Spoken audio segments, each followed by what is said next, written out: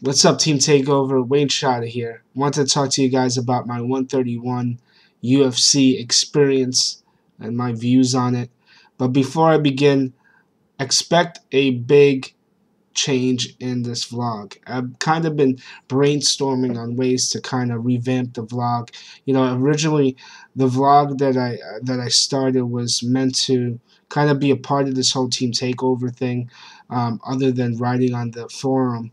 And I started it, and I've gotten a lot of positive feedback, and but my vlogs have come to a point where I'm hitting a mark of like 100 views, and I'm appreciative of every single view. But I always strive to be better at this vlog and stuff. And I always write me a review, or just give me feedback. And a lot of the feedback that I've been getting as of late, is to, number one, change my vlog to kind of outdoors or out of this room, and two, just try to keep it short. So I'm going to try to do that.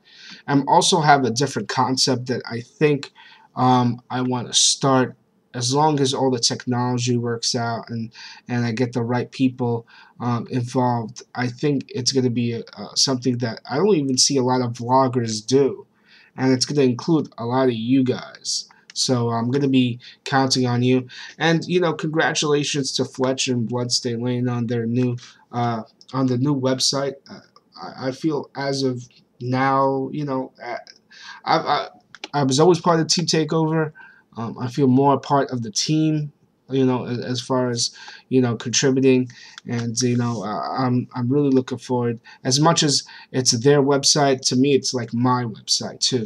So it's going to be a way for me to showcase my stuff, and for all you guys to showcase your stuff. So I'm really looking forward to the website. I knew about it for a little while now because Fletch wrote me about it privately, and I'm really ecstatic. And I think when I start this new vlog that I'm going to start, I might just debut it on the new website if everything goes well. So, anyways, I'm going to keep this as short as possible so I can keep your attention. Number one, awesome pay-per-view. I really thoroughly enjoyed it. I actually got to bring my fiance to watch the pay-per-view. The last time she watched a UFC pay-per-view, and the only time, was when Frank Mir fought Mirko Cro Cop on my birthday weekend, and that was probably the worst UFC pay-per-view I ever saw in my life. So I finally got to bring her and actually let her, and she actually watched the pay-per-view from beginning to end, and she somewhat thoroughly enjoyed it. Although she thought it was a little violent and bloody, but it's all good. At least she was entertained, But normally she doesn't really care for the for MMA stuff, and that's cool, Like I don't mind watching it. It's kind of like a guy thing anyway, so it's understandable. But this pay-per-view was awesome from top to bottom, in my opinion. Um, First fight, Donald Cerrone, and before I even begin, I predicted every fight correctly. I didn't predict the outcome as far as like how it ended, but I was pretty much damn. I predicted everything, which is like a first for me. So I'm really proud of that. First fight, Donald Cerrone versus Wagner Rocha. Cerrone's just throwing kicks after kicks after kicks. And that really took a toll on Hosha's game plan, and really just took him out of the fight.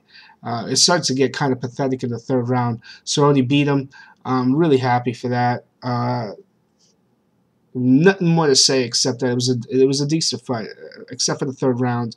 Hosha was really just it was one-sided, mind you, but nonetheless, really good fight in my opinion.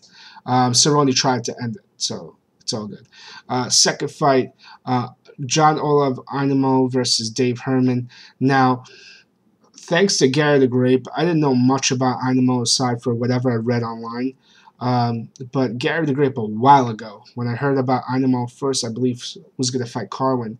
Was calling shenanigans, and I thought Einemo was going to be kind of like a person that Carwin was going to run over. But that all changed, and he fought Dave Herman, Einemo I learned is a grappler, and very skilled grappler out of Golden Glory. I knew this stuff, but Gary the Great kind of made sure that I knew that, and kind of educated me on him, because I wasn't too knowledgeable about him and his background. But Inamo fought Dave Herman in a fight that, it really shows that you can have an 8 minute and 19-second fight and just be thoroughly entertaining during that fight. I mean, in eight minutes and 19 seconds of that fight, I was more entertained than probably the whole of UFC 130. Like, that fight was awesome, man. These guys were going at each other. I mean, there's nothing more to say except the fact that is just a tough bastard, and just back and forth, back and forth. I thought Inamo was really gonna win the fight at one point, but Herman just got him. And I don't even think that Inamo really got like stunned or knocked out. It was more of an issue of gassing. His cardio wasn't there. So maybe if Inamo drops a little weight, he might be some. I mean, I'm looking forward to seeing him fight again. So what a great debut. Third fight, Damian Maia versus Mark Munoz. Back and forth fight. Was really excited at the idea that Maia was, in the beginning of the fight, going after Munoz. He was really aggressive with the striking, which is something that I did not expect. I thought he would kind of pitter-patter and work his way with the jab and kind of just play a safe stand-up fight. But Maia really went after him. I think some of that may have gassed him, just my opinion. But Munoz in the second and third round kind of took over. But really close fight, and Maia has nothing to hang his head about. Munoz I always go with wrestling over jiu-jitsu. It's one of those things, man. So Munoz wins, and great back and forth fight. Came close to fight of the night, but Inamo and Herman put it down, man. They really just went all out. So fourth fight, Kenny Florian versus Diego Nunes.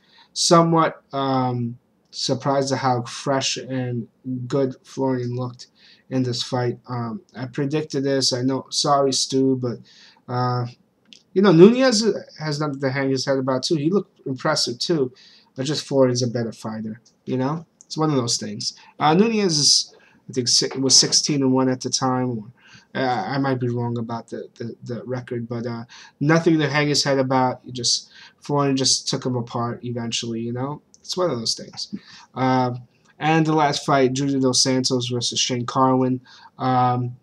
Back at the beginning was actually Dos Santos pretty much dominated this whole fight. He really did, and I really thought in the first round it was going to end, but I don't think anybody predicted Dos Santos to actually win by decision, but Dos Santos was really just impressive with the boxing, and eventually found his range, just wasn't able to finish. It's one of those things.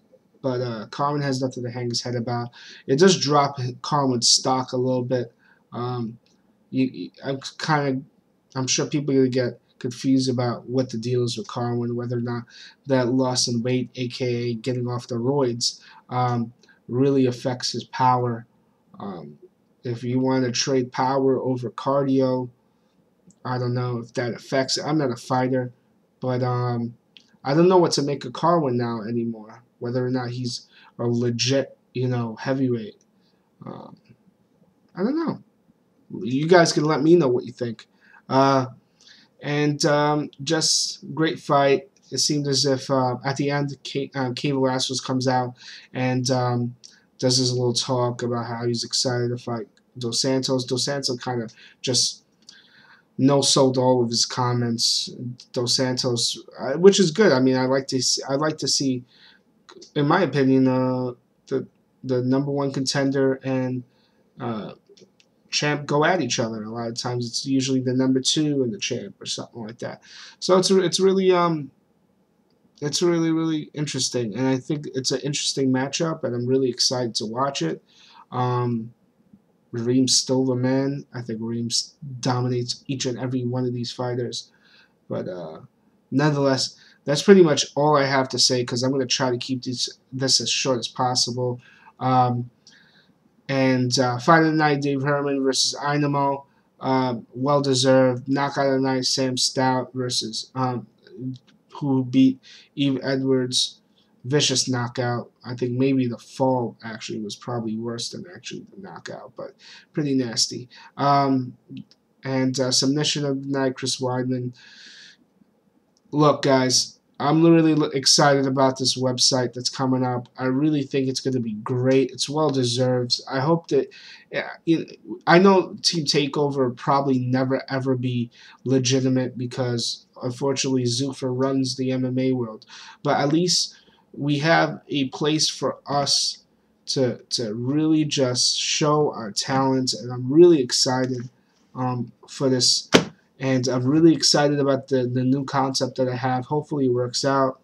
And thank you for watching. Comment as much as you can, because the feedback that I get from you guys lets me know what to put out there. So peace out. Shout out to everybody in Team Takeover, and peace.